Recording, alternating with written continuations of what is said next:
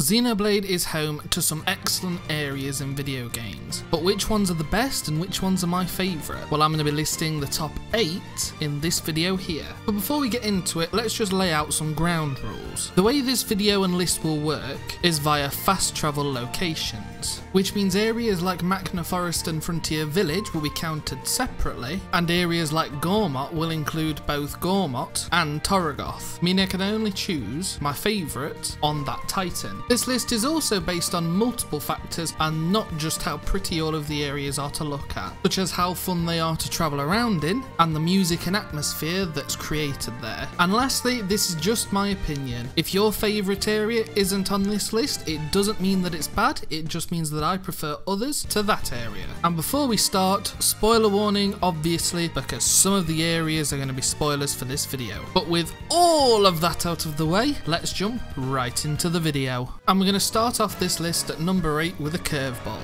because I'm choosing Mor Ardain. Now it might be weird to pick an area like Mor Ardain and a favourite area list, considering it's not filled to the brim with beautiful flora and is just an industrialised rock basically. However, Mor Ardain is so fun to travel around.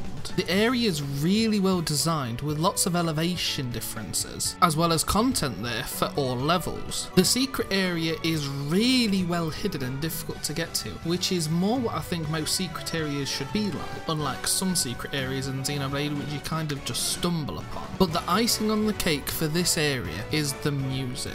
Alba Kavanic has a pretty good day and night theme, but the icing on the cake for this area is Roaming the Wastes, one of the greatest Xenoblade songs ever composed, and it makes running through Mor Ardain an absolute joy.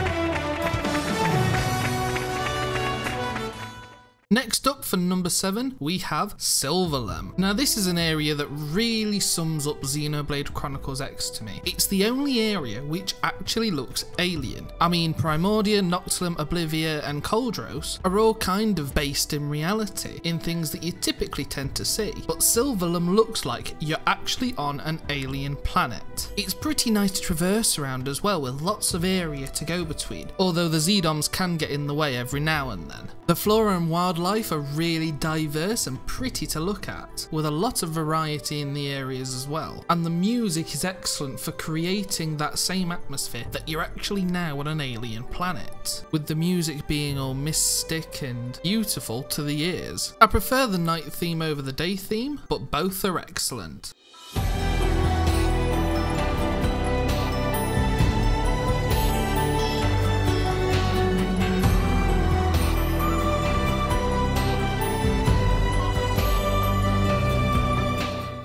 Next up for number 6, we have Agneritha. Now I was very torn between choosing Agneritha and the Central Factory, as I think both Mechonis areas are excellent, and I actually prefer the music that plays at the Central Factory, but chose Agneritha due to the atmosphere that's created when there, and just how freaking beautiful the area is. I mean, it's absolutely amazing of walking around this deserted city with the few remaining Mechon patrolling the area just to keep Egil guarded, and the music is perfect for really selling the idea that you're walking around the home of a lost civilization, if you count those machina left on the fallen arm as being lost. There is so much to look at in this area as well, which makes it so fun to go around and explore, and tied with the very emotional music, it really brings emotions to the surface of how terrible the machina were treated.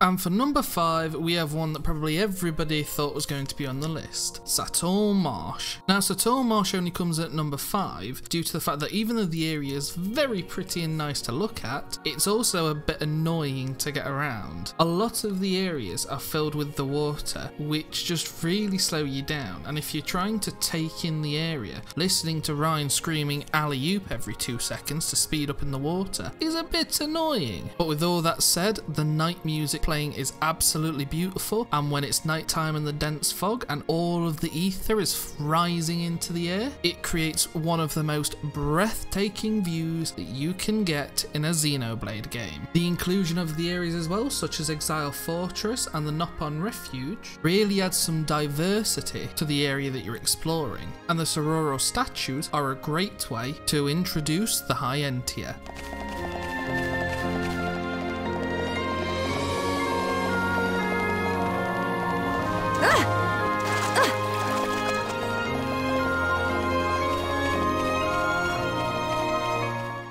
For number 4 on the list, we have Primordia. Now, to me, the grassy areas in Xenoblade tend to be some of my favourites, but I didn't want it filled with that, so I've only chosen one. And the best one, in my opinion, is Primordia, because even though I think Gower Plain is arguably a nicer area to traverse, and Gormott has a much nicer daytime theme, Primordia combines all of the aspects and puts it into one area. The geography and geometry of the area is so interesting. The songs that play are pretty good, and once you have a flying scale, it's incredibly fun to traverse around in. That's not to say that the Bionis Leg and Gormott are bad, that's just to say how good Primordia is. It probably also helps that Primordia is a lot bigger than the Bionis Leg and the Titan of Gormott, which is all the better, meaning that you've got even more to explore.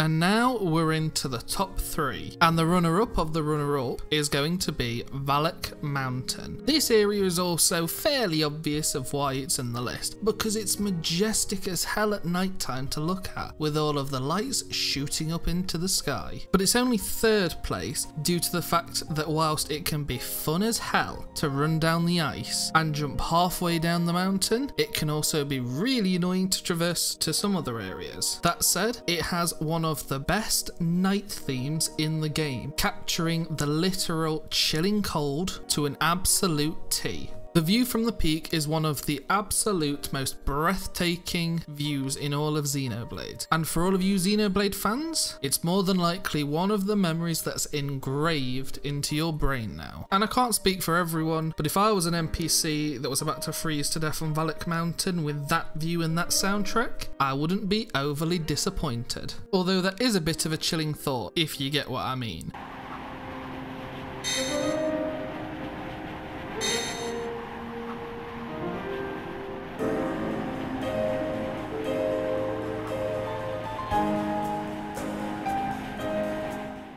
And so now we're here for the runner-up number 2, and I've chosen Alcamoth. Now I think most people would probably expect Aerith C instead of Alcamoth. However, the thing is, you can still see them beautiful shooting stars from Alcamoth. And to me, Alcamoth has the more interesting song when that's playing, as to me it really captures the emotions and the depth of what happened to the High Entia after the events at the Mechonis core. And the atmosphere that creates literally gives me goosebumps. The best thing as well is that you can still see all of the floating platforms from Alcamoth at some of the absolutely breathtaking viewpoints. And with that scenery in the sky, it's very easy sometimes to just get lost in the moment.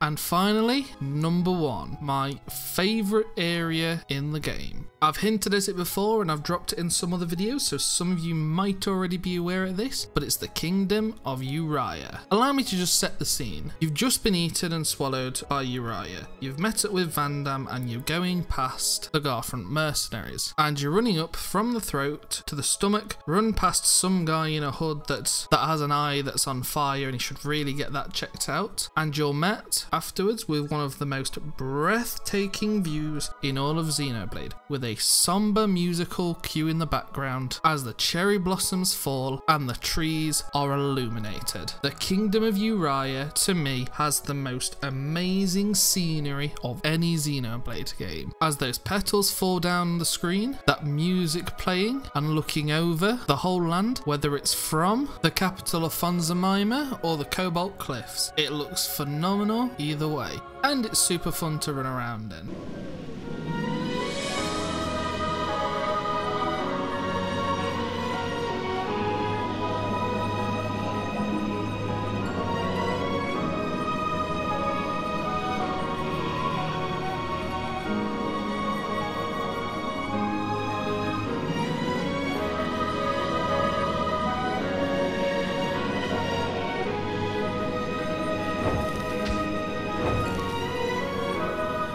And those are my 8 most favourite areas in Xenoblade Chronicles. As I said at the beginning of this video, if your area wasn't on the list, that does not mean it's bad, as there are very few bad areas in Xenoblade. The only thing I can hope for now is that Xenoblade Chronicles 3 brings us some even more breathtaking areas that'll be just as fun to explore. So I hope you've all enjoyed this video, and if you have, leave a like and a comment letting me know that you'd like to see some more top 8s. If you've enjoyed this video that much as well, then please consider hitting that red subscription button, as it's really helping me out at the moment, as we've just surpassed 300 subscribers. I hope you're all having a good day. Until next time guys, peace.